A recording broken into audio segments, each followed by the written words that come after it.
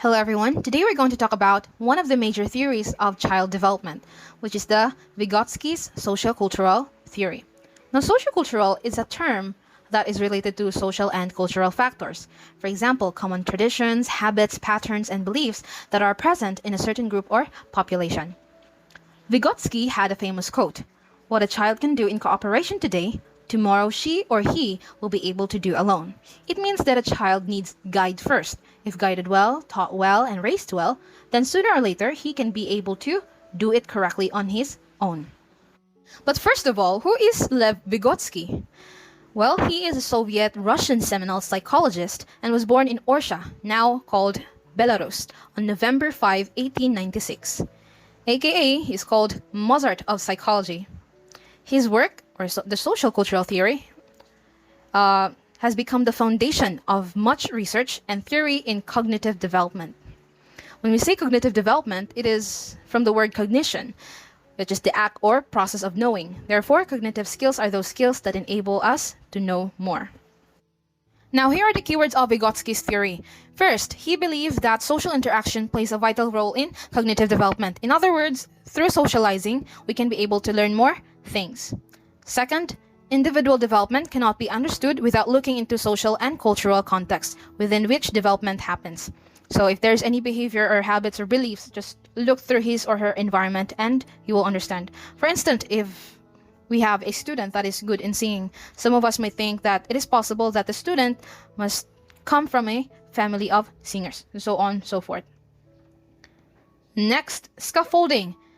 When you say scaffolding, it is the process of breaking up the learning session into chunks and providing a tool or a structure with each chunk. For example, in reading, you might preview the text or discuss a key vocabulary and then read and discuss as you go.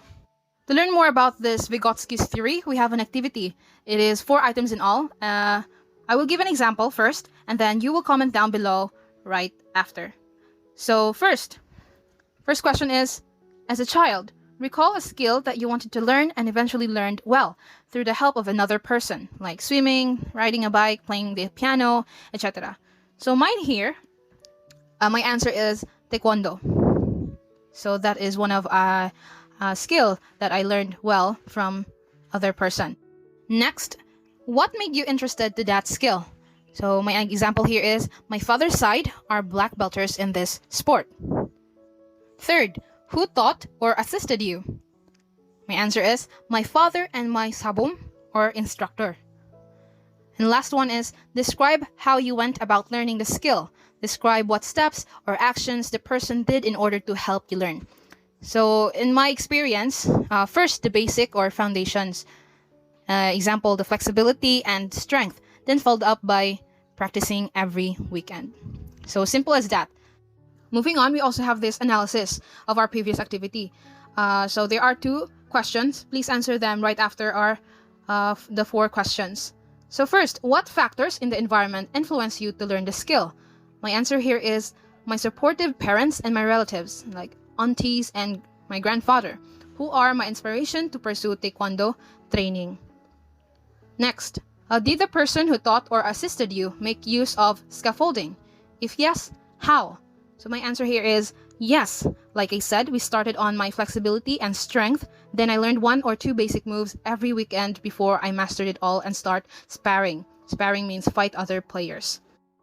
So that's our Vygotsky's theory activity. Let's move on to the abstraction or generalization.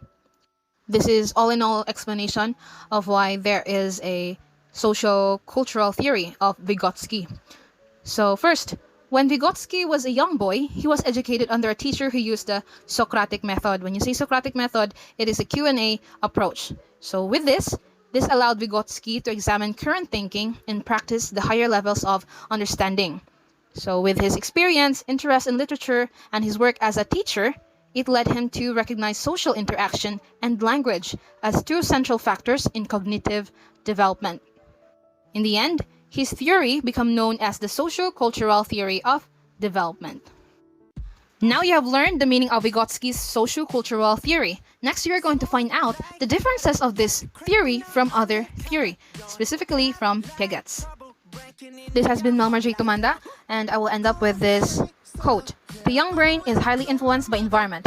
Everything we say and do in the learning environment has the potential to positively or negatively impact student competence, confidence, and comprehension. Be strategic and cultivate the positive and healthy learning environment that our students need.